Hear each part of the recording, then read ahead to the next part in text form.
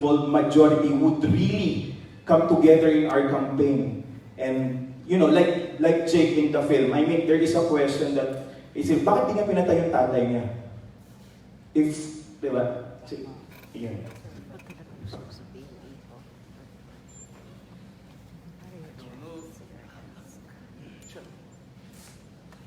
Testing. I don't know you. That's quite a mouthful. I don't know which question to answer. Which one? Which one do you want?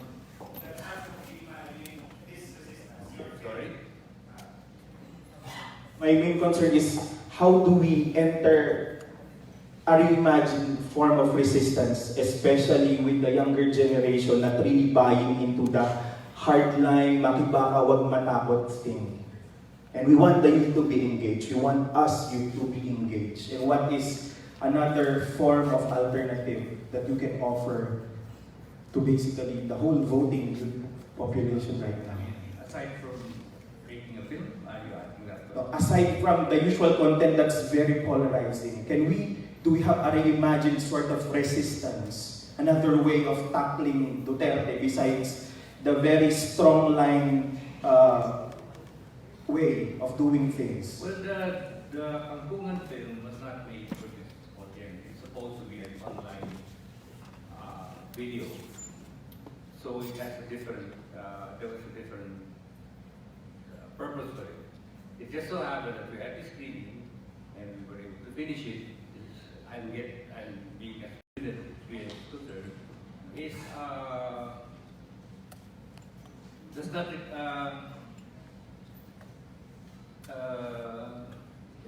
requires a very short attention span, unfortunately. And that is why the film is made that way. You cannot take you have to get your point done, said, within 4 or 5 minutes. So, in other words, the film was made for a different audience. So, if it looks polarized, then maybe it is. I hope that answers your question. But I think also, I can actually, nakaka-relate ako dun sa concern ni Sir na parang bigger people, parang, okay, ganito. I think okay lang naman yung ginawa ni Sir Mike, no? Kasi madalang lang yung material na pinagsasama-sama yung iba't ibang mga nagawa na ni Pangulong Duterte na hindi masyado maganda. Parang ngayon lang ako nakakita ng in one swift 5-minute, parang eto na. Now, of course, totoo yun. Medyo syempre, yung iba na to turn off dyan. Pero kasi, si Sir Mike, kilala naman din na kritiko talaga. Parang you cannot expect anything from him. At the audience, the people knows this. Now, also, totoo yun. The engagement that we have to do now, ako doon medyo nag-iingat. Kasi nga, totoo yun na yung mga tao, kailangan i-engage mo sila in such a way na parang you accept some of the things that they believe so that they will listen to you. May ganun talagang ano. Pero tandaan din natin na traditionally, yung mga talagang rabid on both sides, they're actually very few. Fence-sitters ang napakaraming Pilipino. So ang ginagawa ng mga ano natin, ng mga nasa both sides na ito, ay gustong ligawan itong mga fence-sitters na ito. That by the end, sila yung sasama. Now, of course, yung approach si Sir Mike is one way. Yun ang kanyang estilo at yun yung kanyang pwedeng i-contribute doon. And some people will find it and will appreciate it. No? But also, kaya nandyan din kayo. Kasi kailangan marami ding ways to engage the public. Ang natutuwa lang ako, doon sa pelikula ni Sir Mike na maikli, ay hindi, kasi ganito yan eh. There's a tendency sa atin na maging katulad ni Jake. And Jake, for many of us, pag napanood natin yung pelikula, at first parang okay siya na character. And at first, I also idealized him after watching the film. Wow, we have to be like Jake. And I wrote about it. We have to be like Jake. And Mike told me, Sir Mike, no, Jake is not a positive figure. Where was he? Tignan niyo siya after that where was he? he became just like, ano, di ba, nasa isang weird house up there. Because sana ang naging trajectory niya, dapat sumama siya sa tao. Kung totoong tama yung kanyang puso. No? The tendency with most of the opposition is this. Imbis na ang murahin lang natin ay yung mga makakapangyarihan, pati yung mga supporter nila minumura natin. I think doon tayo natatalo. Kasi dapat yung nanililigawan natin. Huwag natin sila tawagin bobo pag naniniwala sila kay Marcos dahil may konteksto yun. Hindi natin tinotolerate yung hindi pagsasabi ng katotohanan. Pero alam natin na may pinagmumulan din yung kanilang mga pananaw. So, the approach is, just say the truth plainly. Try to listen to them. Sir Mike, yung truth na yun na pinakita niya, truth naman lahat yun eh. Hindi lang niya sinabi yung positive. So, you know, if you're engaging with the other people, di sabihin mo yung positive na nakikita mo. Pero ito kasi yung problema eh. Marami ginagawa, o may mga ginagawang maganda si Duterte, pero may kailangan tayong tutulan. Sorry, konti na lang. One, the culture of violence. Yung pagpapandam na okay lang ang violence, na dapat natin sakripisyo ang human rights natin. Meron siyang ginagawang maganda, pero hanggang ngayon, hindi ko pa rin makuha ang suportahan ng totally siya dahil yun ay basic issues. Hinati niya ang bayan dahil doon. At para sa akin, isa siyang malaking kasalanan sa ating mga bayani na pinaglaban yung mga kalayaan. So yun. Alright, thank you, Xiao. Thank you, Direk Mike. May tanong tayo dito. Sa mga may iba pang tanong, pa-raise na rin ang hands. Ayun, may isa dito. So we'll have, sige, 2 questions. Kay ma'am first. Okay. Hello, good evening. I'm Rebecca from UTLP. It's interesting that in the film, this is my first time viewing it, the narrative choice is meta-narrative. It's like Jake Herrera wrote the story. So, why is that choice of narrative chosen? Was it from the writing originally or was it collaborated? Collaborated with the director, with the actors, or something like that. And the follow-up is, why is Atom Arroyo only featured, not in the top bill? Cherry Hill is the top bill, so we got curious, why is Atom Arroyo featured? Thank you. Alright, we'll take the questions in batches. So, yung second question natin, sir. Yes. I'm Rex. I don't know if this is the right forum for my question, but in the grand scheme of things, is it fair to say, or to make an assessment, is it fair to say that Filipinos are not learning from the mistakes of the past, given the grand scheme of things? Alright, so we have two. That's just as basic as that. Yung 2 questions natin, the use of the meta-narrative and then learning from the past. Well, about I would answer the first one, but I guess I never the second one. It was really intended to be a form of meta cinema. The reason that Atom Arroyo was cast was because he was a journalist, a real journalist, broadcast journalist, who would play a journalist in the film. So the distinction between fact and fiction, in many instances in the film, is blurred. And that is the reason why there is also a lot of documentary footage. In other words, documentaries of the Pony Boys of Baguio intercutting with the Pony Boy, like Johnny, playing but shot like a documentary. The others were shot as documentary. Now, that was the intention to.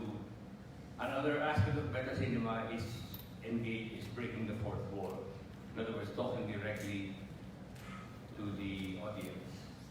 So that was intentional.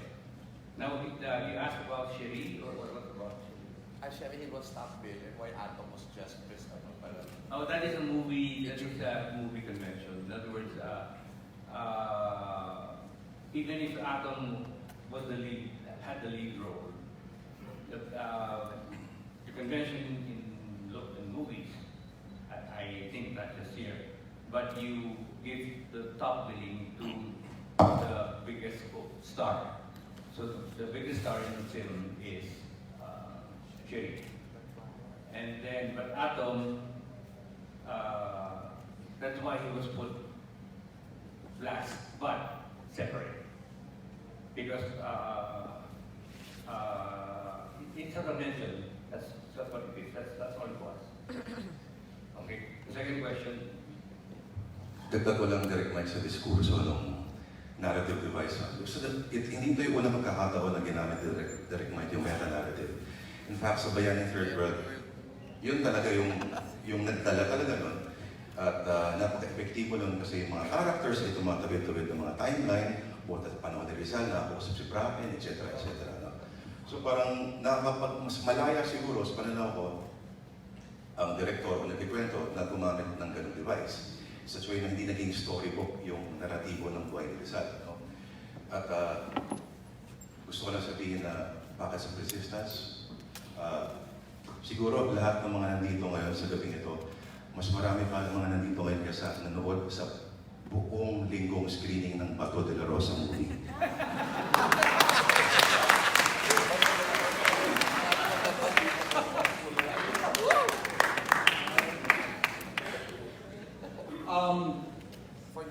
Going to the gentleman's question, is it safe to assume that nakalilimot ang Pinoy? Is it fair to assume na mabilis makalimot ang Pinoy? Yes. Ang bilis natin makalimot. Kaya nga may sining ganito eh. Is to remind you, ang tanga na ang... Ewan mo ba? Bakit tayo... Hindi ba? We just keep repeating and repeating and it seems to be getting worse and worse and worse. I don't know. The generation that's coming after us, I don't know if they'll learn anything from us, the way we're handling the present administration.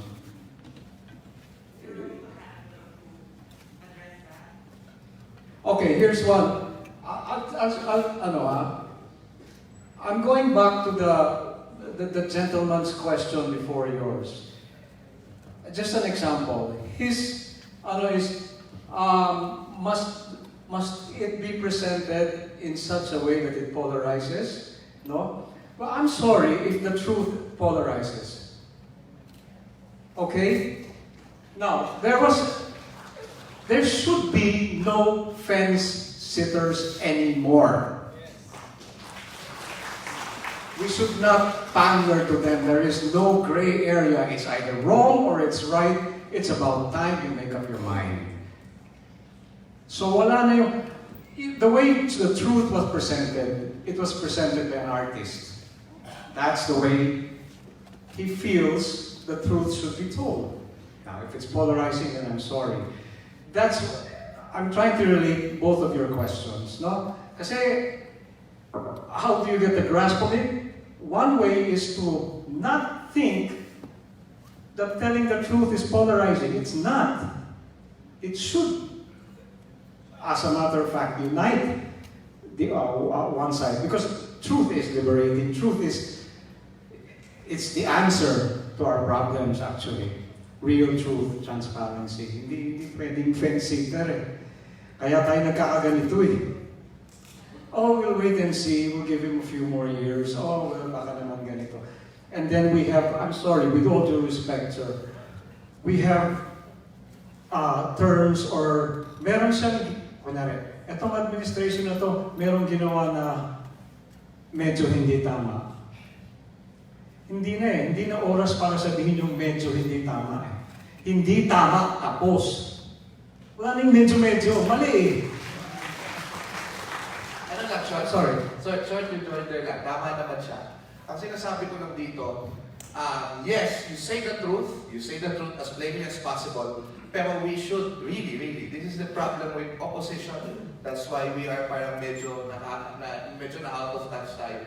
And I think that Sir Teroy will agree with this. Yung elitism lang. Na parang ang dating ay, tandaan din natin yung history natin na after EDSA, hindi naman tayong lahat yun, ano? Pero meron din tayong mga pinaniwalaan nun na talagang nakakontribute din kung bakit ganyan ang tingin ng tao sa atin.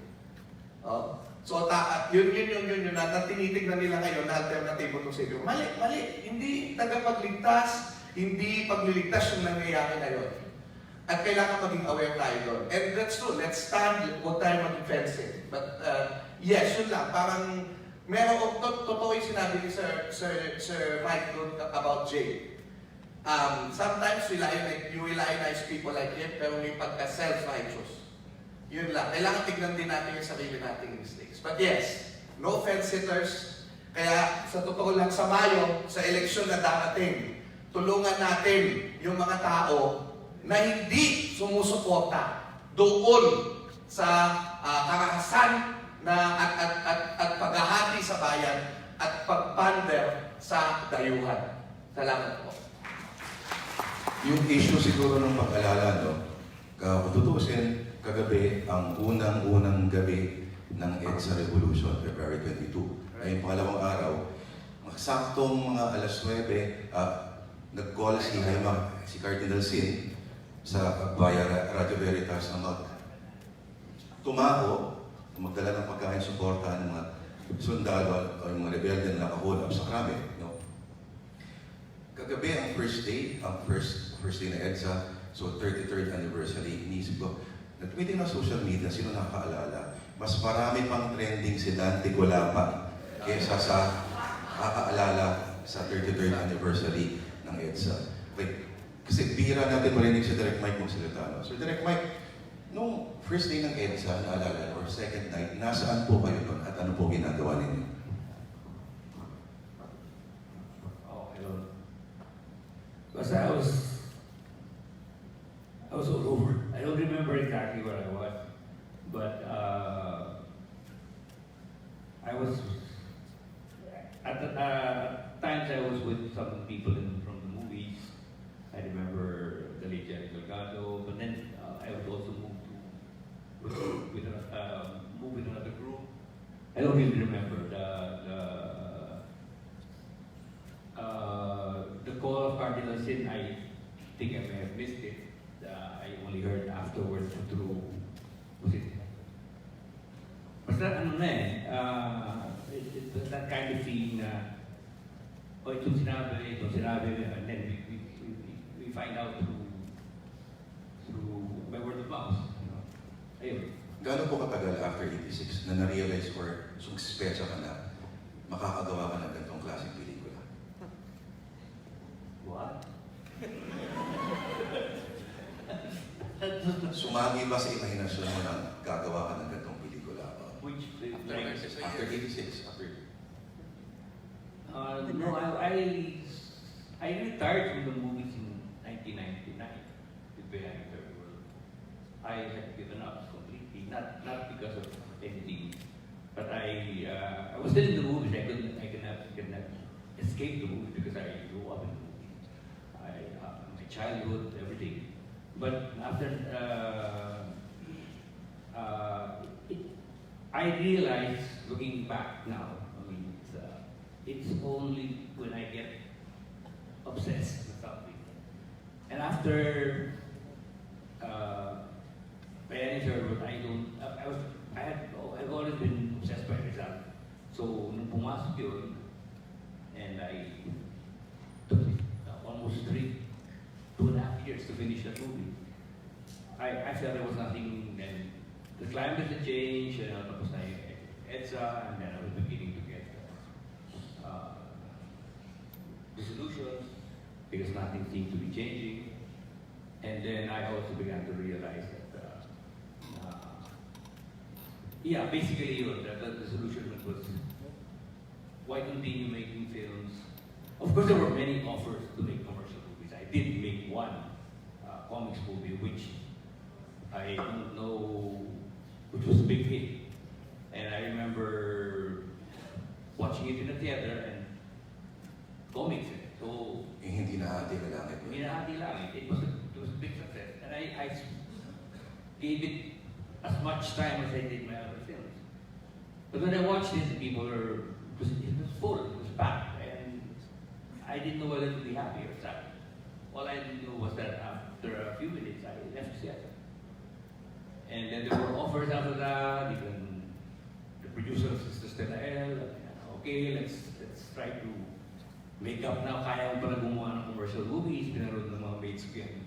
First screening, kikita yan, you know? So, kaya mo pala gumawa, so let's sort of correct the financial disaster of Sisters de la L. But then after several of these offers, I said, pointless. I mean, I'd probably be making clones of hindi na nila. At least I was happy that, or at least na-prove ko na, makakagawa ko ng pelikula ng kikita. I was happy with that. So, I don't know, Luis na, hindi natanong mo EDSA. Yun ang nangyari after EDSA. The climate for creative filmmaking was all of a sudden nawala. Maybe because nawala sa market. All of a sudden we didn't have any, you know, sort of need the focus. And you know, there's this thing happening and then a few months before Citizen J, I got spooked by the announcement that Bongo Marcos was going to run for vice president. I really got spooked. I knew they were back, but so I asked some friends of mine. I don't know I know email. Okay, but well, let's I want to do something, short videos. How do I don't know the word, upload it. So they helped me. I made short videos, anti-BPM videos, and that got me started. So I said, okay, I think I'm trying to make another movie. So, follow up lang, Direk. So, sa pagkakataon to, nauna ba yung agenda than characters for the plot sa Citizen J? Agenda? What do you mean? Ano pa yung nauna, intent o meron kang character in mind na nagbuburo na sa'yo matagal? No, before that there was a plan to do, I've always been interested in family melodrama. Melodrama na hindi yung iyakan kind, pero basically melodrama is nothing wrong with that, no? But it's a family saga, loosely based on my own family. No? But then the script became too big, and I knew I couldn't handle it. And then tapos lumalala na yung sitwasyon noon, you know, Bongo was supposedly parang may chance na manalo. So I sort of switched to quiet. I think I have to look for something that material that I can handle. And then, yeah, looking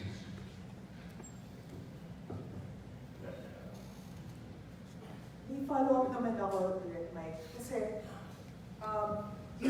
you directed the film Signos, which came out in 1986 mismo. Sorry? Signos. 83.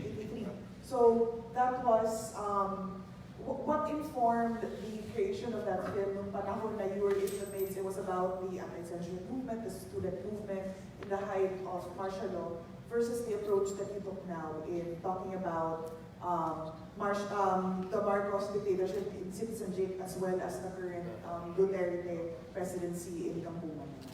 Ano po yung Well, Super 8 was an underground film. We were just with some friends. Actually, even before the assassination of Ninoy, I was already documenting rallies by myself with some friends who were not in politics. And then, nung namatay si Ninoy, things changed radically. So we formed a group. Then we were just documenting protest movements. And then it graduated to asking, why don't we interview personalities?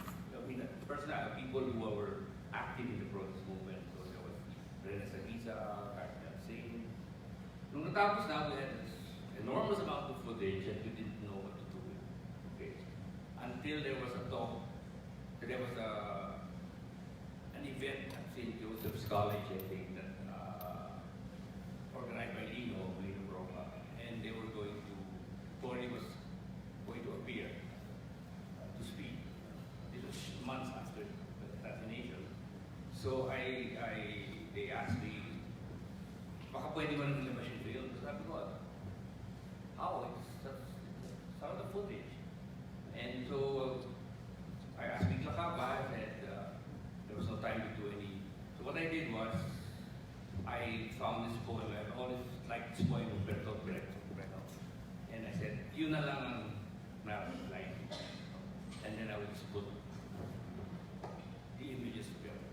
So that became Signal, and we sort of, we distributed it in a very, we call it the Betamax. Na kopyahan, parang gano'n. So, yun ang pagkakaiba. Pasa-pasa. Pasa-pasa. I think may question sa likod.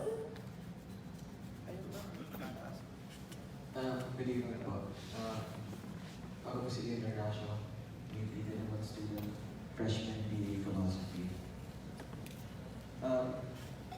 I think, just as a counterpoint to the point mentioned earlier, I think it's unfair to say that the Filipino people are forgetful, because I only started learning and caring about politics when I got to high school, and I only started caring and learning about it more when I got to college. But then we think of all the millions of Filipinos who never got to high school. This room is full of several UP Diliman students. 80,000 high school students took the Bugcat, 80,000 educated people. And of the 80,000, only 18,000 got into UP. And that 80,000 is a fraction of the millions of Filipinos. 18,000, a fraction of a fraction of a fraction. And so my point is, it's unfair to say that the Filipino people are forgetful, because they can't forget something that they never really learned. And I feel like that's a problem with a lot of us who criticize the forgetful Filipinos, because we're already learned. We already know about the Marcoses, we already know about the corruption that happens, but what about the people who don't? A lot of us here are already convinced of what to do during the elections. But look at how small this cinema is compared to how many people vote for the elections. Millions. Millions of people vote in the elections. Yes, we're convinced, but are they? We're part of the masses, but we're not the masses. And I feel like part of me, because of this, part of me respects Kangkungan more than Citizen Jake, out of the sheer fact that its main objective is to be distributed publicly. It's Foucault. It's Foucault. Knowledge is power. And the way the ruling class acquires its power is by stripping knowledge away from everyone below them. And that's why I love Citizen Jake, because it deals with journalism, the truth. Jake is the son of a senator, a powerful, is a son of, sorry, I forgot his name. Jake is the son of a powerful politician. And Jake, as much as he wants to deny the power he gets from his father, still uses that knowledge, still uses that power to acquire knowledge from his surroundings. He knows more than any of the characters. And that's why I think it's so brilliant. Personally, I'm not sure if this is a proper financial decision. But if Citizen Jake, if its main goal is to be purely political and purely Arendtian, Hannah Arendtian, if that's its main goal, then it should be as readily distributed as Kangkungan. Thank you. Well, the film is, we distributed the film theatrically, but unfortunately, the so-called masses did not come. Only in selected theaters, for example, I would say that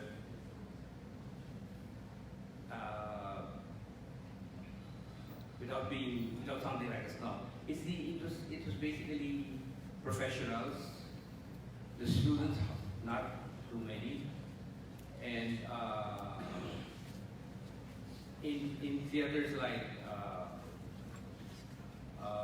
Prinoma, Power Plant, similar theaters did very well. But in other theaters, airs in Caloocan or airs it was a flop. So what you were saying that I had no illusions about it that this was going to be a blockbuster. But I was wondering, because most of the feedback that I got from those who saw it, not 100% of course, but a high percentage really liked the film. But I think, I'm not sure, but why many stayed away from the film.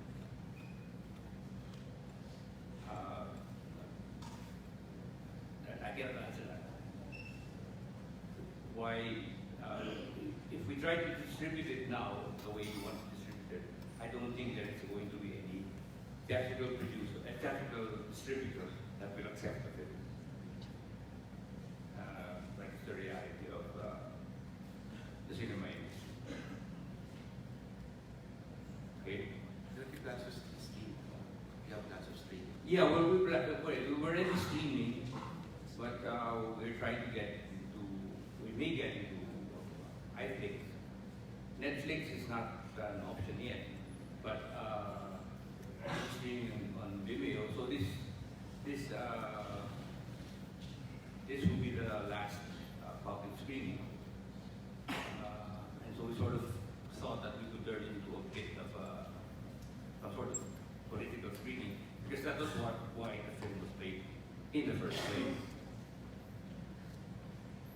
So I hope that answers your question. We have a question here in the front and one in the back, so let's start with the video review. Hi, good evening. I have two questions. I'm not sure if you've already addressed it to the extent that you would like, or maybe you could expand on it more, sir, or the other panelists as well. First, I'd like to ask, why is this the last public screening? What does that mean? And why was the decision made for this to be the last public screening? And second, who was the initial target audience that you wanted to reach with Citizen Jake? Because I watched Sister Stella L and Batch 81, and that was part of the reason why I was very hopeful coming here watching Citizen Jake tonight. And Sister Stella L and Batch 81, in my opinion, had good chance of still reaching the greater masses and delivering the message that it had. But with Citizen Jake, I'm a bit confused now because of 2 points. Number one, the use of the meta-narrative as the main device of storytelling in the film. And the second is the dialogue that most of the characters had. Most of it was in English, and it didn't help that the material did touch on quite heavy themes, which might shed some light as to why it came off as a echo chamber material, which was mentioned by a few of the other people earlier. I guess I'm saying these 2 questions because 1, I hope that Citizen Jake would go mainstream, because 2, I think the Filipino film scene now more than ever needs more movies like this one that tackle social, political, and contemporary realities that we have in a very polarizing time that we have. Let's take the second question and then we'll answer both. I think the question was a record, yes. Good evening po. Jeffrey Nuestro, alumni po ng Diliman. I'm in the business of information technology. Sure, one thing we'll share is that we need to accept that today the channel to reach them is really through the internet, through social media, through search engine. And being in the business of IT, I know for a fact we can influence the search results. We do optimization. We apply artificial intelligence so that we forward to you the information that we think you need to see, and forward to you the beneficial information. For our principals, as said, the internet actually serves a purpose that's still commercial. It's still sponsored, it's still product driven, it's still business. So this is my question po. To the panelists, ano po ang payo natin sa kabataan ngayon? Patuloy na naghahanap ng katotohanan sa internet, knowing full fact na mo necessary katotohanan na nakikita natin. Yun lang po.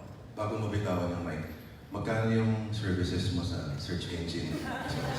Para Kaya tayo mga dito. Para sa'yo, papatuwa ko ng 50%. Sige, sa. Usap tayo. Ayun, siguro pang teacher na katarungan yan, ano? Kasi totoo lang, yung internet napaka-accessible, pero hindi katulad ng panahon natin, Mitch, ano? Na nung high school tayo, walang internet. Lahat ng makakalaga na ituturo ng teacher. Ngayon, kung ano-ano na pati mga kusang umiiyak, napapanood mo na sa YouTube, so, at saka sa Facebook. So parang, at syempre, ang tawag natin doon unang panahon yung gigo, garbage in, garbage out. No? So, paano ba natin, again, mahalaga yung pagtuturo, lalo na yung mga social studies, yung mga kalipalipunan teachers. Huwag tayo masyadong puro facts lang, turuan natin na maging critical yung ating mga estudyante. At dyan papasok, kaya napakalaga, kahit hindi kayo historians, ng historiography. No? Kasi historiography hindi lang para sa historiador yan, mas lalong kailangan niya ng kabataan ngayon. So una, titignan mo, primary source, secondary source. Yan ba? Nandun ba siya? Doon nung nakuha yung informasyon? Ano yung credibility ng taong yan? No? Secondary source ba? Pinagpasahan lang. Tapos titignan mo din, internally, i-criticize mo internally, externally. Ano ibig sabihin nun? Titignan mo kung totoo ba yung news, site. Kasi kung hindi pala totoo yung news site, malamang hindi nagsasabi ng totoo. Tapos kung totoo naman yung news site, titignan mo ngayon yung load. Kung nagsasabi ng totoo, i-criticize mo yung mismong teksto. So, ang tinatanong lagi namin dyan, ang paboritong tanong ng mga tao ay yung Talyano. Yan Talyano talaga. Kasi di ba yan ang justification kung bakit may Marcos wealth. Dahil hindi daw ninakaw, dahil binigay daw ng Talyano. Ano ba yung tinatanong kung sinasabi ng Talyano? Meron silang papel na nagsasabing sila may-ari ng Pilipinas at meron silang dito at sila nagpunta sa Supreme Court at nagsasabing ang Supreme Court ay inabugaduhan sila ni Ferdinand Marcos at ni Jose W. Diokno. This is a fantastic story. Pati mga teacher ay tinuturo. Ito. So anong lagi kong sagot? Nagbigay ako ng ilang question. Number one, nasan yung papel? May papakita ba silang tunay na papel o natuwa ka lang sa video? Pangalawa, meron bang kahit anong biography o libro ni Marcos o ni Diokno na binanggit ng Supreme Court case na yan? Pangalawa, kung totoo may Supreme Court case, hanapin yung Robles dyan, nasa internet. Meron bang iska na sinasabi nila? Alam niyo, tigil-tigilan natin sinabing itinago kasaysayan na ito sa atin. Malamang sa malamang, hindi lang nabasa noon. Ang sinasabi lang natin dito, yes, payo lang sa kabataan ay simple. Laging itatanong kung kailangan ng impormasyon, huwag mahihiyang magtanong. May ebidensya ba nito? So yun, very simple lang naman. So pero kailangan natin ng history teachers na ituturo ito. Kaya dapat natin itong pahalagahan ng kasaysayan. Thank you. Baka related kasi yun nga sinasabi ni siya maraming garbage out. Ako naman na magtanong. Kasi since panahon ng EDSA ngayon, meron ba sa inyo makakapag-kwento, makakapagbigay ng... What does it still mean anything to you? I mean anyone. Yes, sir. Yes? Mike?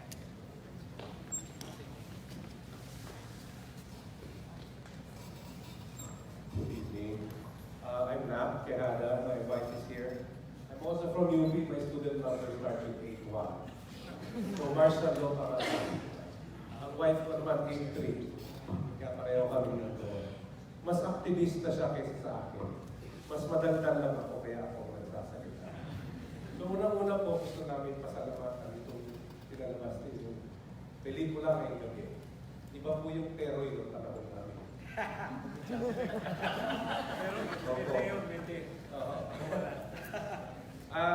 May comments lang po ako kay we would like to na we were there at EDSA. My wife was there all the nights. Ako pabalik-balik lang. Hindi pa kami magkasawa noon. Ako padala-dala lang ng sandwich. Yung anak ko, ay yung asawa kong tumatambay doon yung buong EDSA. Alam niyo po, kahit kami, nagtataka na rin kasi napapanood namin itong pelikulang ganito. Medyo nakakasawa na rin po eh. Di ba? nag-EDSA kami noon, yung pumalit noon may Gloria pa eh. Di ba nag-EDSA na naman? Tapos eto na naman tayo, Duterte naman ngayon. Parang yung pinagpapasapasahan tayo, mga Pilipino, ginagawa lang tayong basketball, pinaglalaruan lang tayo ng mga may kapangyarihan. Eh ang nakakapagtaka po kasi, galit naman po kami ni Duterte, kaso hindi namin maidugtong-dugtong hanggang napanood namin ito. Naidugtong, may naririnig kami, di ba, yung mga sinasabi ni Duterte sa news na ganito. Magagalit ka eh, pero makakalimutan mo nga, totoo makalimutan ng Pilipino. Hindi natin naidudugtong-dugtong. Kaya siguro mayroong mga direktor na katulad ni Direk na siyang nagdudugtong para sa atin. Kaso nga lang po, ito lang. Siguraduhin po natin na totoo ang maririnig natin. Kasi baka naman katang isip din lang niya eh. Diba? Direktor kasi siya eh. So, sigurado ba natin na totoo? Tapos, ito na po ang tanong kong susunod.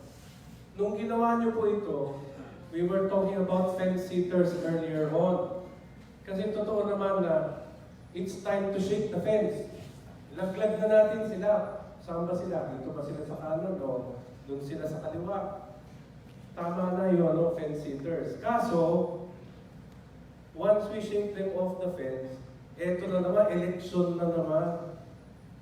Ganun na naman po ba ang mangyayari?